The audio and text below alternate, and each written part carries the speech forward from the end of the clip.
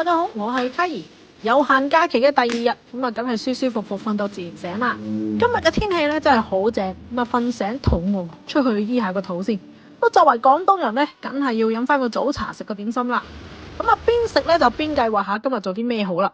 本來嚟之前咧就計劃諗住好休閒咁 city walk 嘅今日，咁啊寫咗啲例牌景點，但係咧之前帶團其實都嚟過好多次啦，咁啊後尾見今日天氣咁靚，話晒我哋今次都係有限假期嘛，梗係要揾啲活動舒服下噶啦，所以當下我哋決定去一間新起嘅 SPA 中心舒服下。